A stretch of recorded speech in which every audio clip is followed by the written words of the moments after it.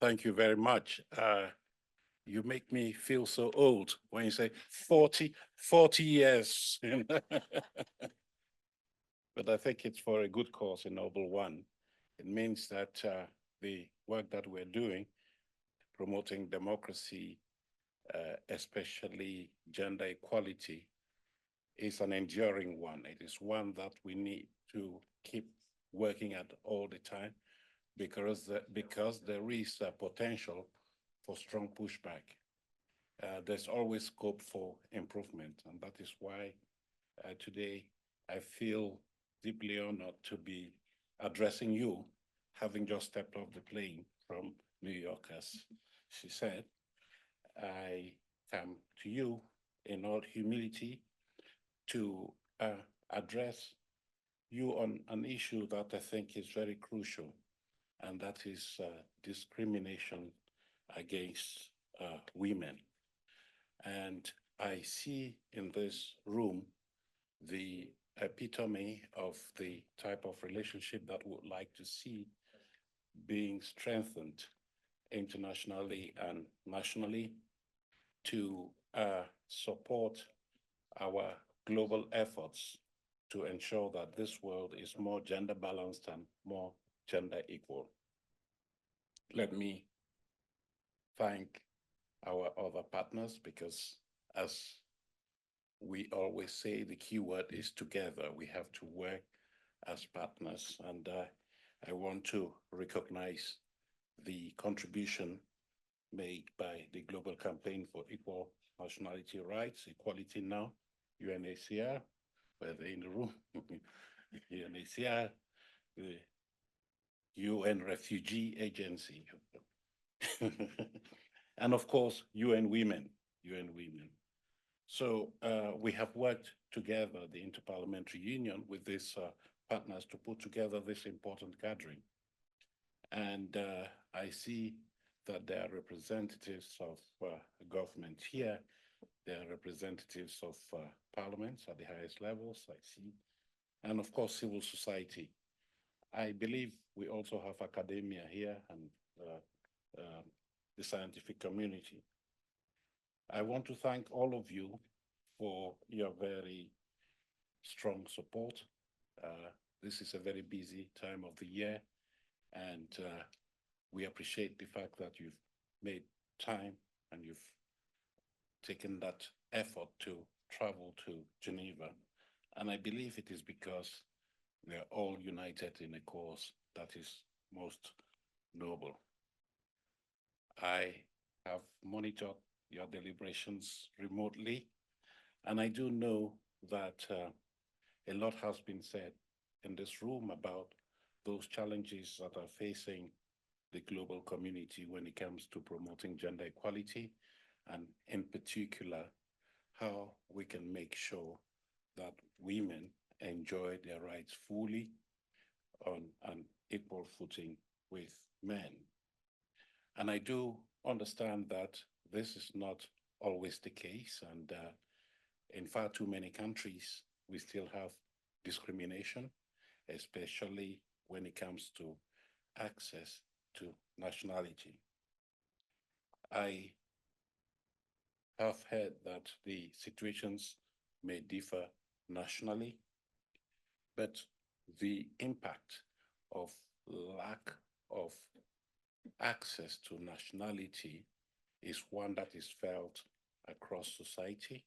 And I do understand that this leads to human rights violations, hardships for affected families, women and children in particular.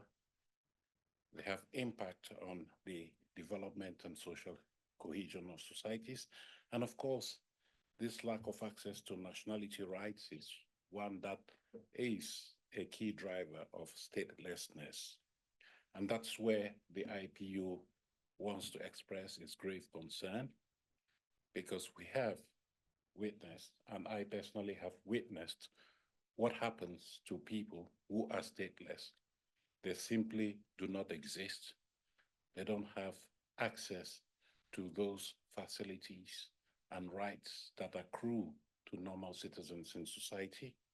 And there's no reason why that should happen.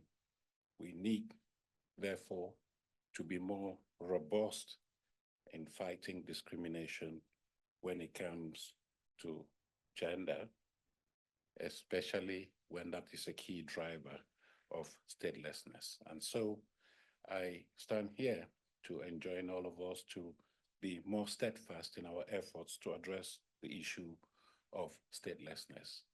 And as leader of the global parliamentary community through the IPU, I want to restate our commitment to working with you all, empowering parliaments around the world to promote peace, democracy, sustainable development as a pathway to a more gender equal world. Gender equality, as you may have realized, and I thank the IPU for having given me the opportunity to serve humanity and in particular promote gender equality.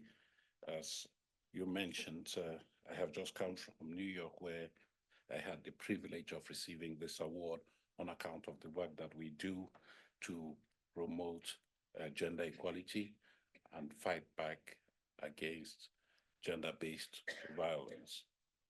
So we want for parliaments to be at the core of efforts to promote gender equality and fight gender-based violence. And we do what we can to help parliaments transform into more gender-sensitive institutions that deliver on women's rights. And so we are very strong in supporting parliaments devise legislative frameworks that help to fight discrimination, that promote greater access for women. And 2025 is a golden opportunity for all of us, given that we will be celebrating a number of landmarks which are key to the promotion of women's rights around the world. We will be celebrating the 30th anniversary of the Beijing Platform for Action. We will be celebrating the 25th anniversary of the United Nations Security Council Resolution 1325 on women, peace, and security. And of course, charity begins at home. We will be celebrating the IPU Women's Movement 40th anniversary next year. And that's why it comes as no surprise that the governing bodies of the organization have agreed that 2025 should be the year when we focus more on promoting gender equality globally. So that's the priority theme for us next year. And we're going to have gender equality running through like a red thread throughout what we will be doing in 2025. We do this in realization of the fact that progress, yes, there has been progress in women's emancipation and access to rights, but then this progress is slowing. I think my colleagues will correct me. This year, we recorded just a 0.1% percentage point increase in women's participation in parliaments. Well, it's good, it's progress, but it's slowing. And it has been estimated that it will take us, what, half a century to achieve gender parity in parliaments.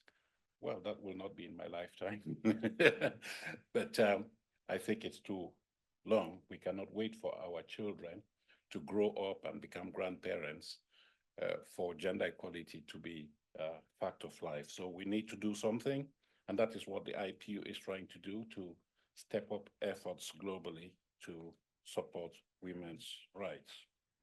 We know that women's rights are in jeopardy, as I have said, and we need to work very steadfastly in order to make sure that those men and women in the world who today don't have access to nationality can recover their full rights as human beings. And so, again, I reiterate our endeavor to fight statelessness. I do understand that this 4 million men and women out there cannot live a normal life like we are accustomed to living in Switzerland, in your countries, because you come here with a passport, so you're able to travel. You have access to all the services that are offered by the state, but stateless people in many countries do not have such access. They are denied their rights, they are invisible, and they simply don't exist. And we cannot let this happen. We cannot live in a gender unequal world. So we will continue, as we've done over the past 20 years, to fight statelessness. And we did reaffirm our pledge to support efforts towards enhancing parliamentary engagement in the fight against statelessness when the Global Refugee Forum took place here in 2023. And we want parliaments to be more robust in making reforms, legislative reforms, to address and prevent statelessness at the domestic level, and also to contribute to universalization of the relevant international conventions. The IPU is therefore very proud to be part of the Global Alliance to End Statelessness, which was launched earlier this year. And it is a forum that has the potential to mobilize and catalyze efforts across many sectors with a view to ending statelessness. And within these frameworks, because we want parliamentarians to be present in all these fora, parliamentarians can play, and I must say, must play a pivotal role in bringing about change at national level. I say this in all confidence because I do know that in most societies in the world, constitutional provisions allow for parliaments to make that change. They receive strong powers to devise and scrutinize legislation. They allocate budgetary resources, and above all, they hold the feet of their government to the fire. Excuse me, that terminology, but that's it, to make sure that they should be doing what the people expect them to do.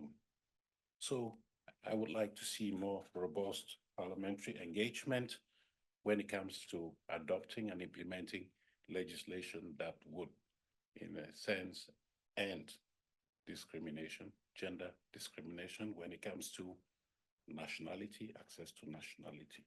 And we think that there are a couple of very important factors to take into consideration. One, we need strong political will and courage to do what it takes. And I can say that parliaments should be at the forefront of that political commitment. We know that we are dealing with complex and sensitive issues, and I do understand that you have been highlighting many of the factors that we need to take into consideration if we have to promote change. There are solutions, and for these solutions to be implemented, there is a need for parliaments, there's a need for those in government to be more courageous in taking that extra step in order to speak out, to explain, to engage, and push for change. Secondly, I did refer to the word together. It is important that as the part of the global community, we have to work together. It is no longer a problem for the IPU or UNHCR or any other partner to fix alone. It is a problem that we all have to put our heads together to fix. And that is why I think it is very meaningful for us to forge this coalition between government, the judiciary, civil society, academia, faith-based organizations, and of course, parliaments and parliamentarians.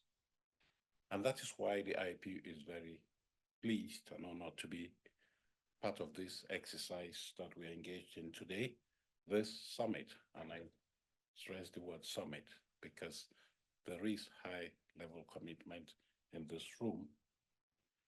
This summit is an opportunity for parliamentarians in particular to work together with partners, not rivals. The governments are not rivals of parliaments, to work with civil society representatives. I do understand there has been a robust contribution or discussion between parliaments and civil society during this summit, something that I welcome very much.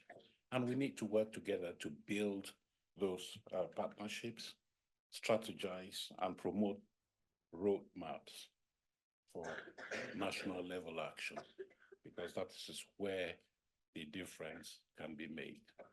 We can have a conversation at the global, regional level, but those conversations will only be meaningful when we take the ideas and experiences learned in such fora down to the national level for implementation. And I stress that parliaments should drive the process of implementation at the national level. So let me conclude.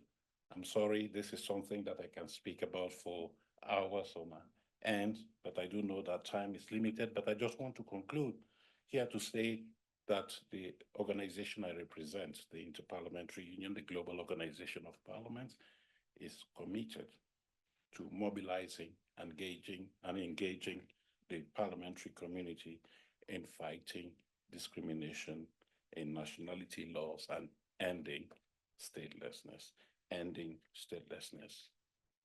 We are confident, sure, I am confident that this summit will come up with some results that will lead to meaningful and significant change, including through reforms at the national level. And I sincerely believe that we have what it takes to make the difference if we work together, if we can lead the way for a more just, safe, and peaceful society. I am sanguine in recognizing that this will not be an easy task, but it is important that we are committed, we are steadfast in our efforts and endeavors, and I want to offer the support of the Inter-Parliamentary Union to work with the partners that are represented here today in supporting our noble cause of ending discrimination in all its forms, especially discrimination when it comes to access to nationality. Thank you very much for bearing with me. Thank you.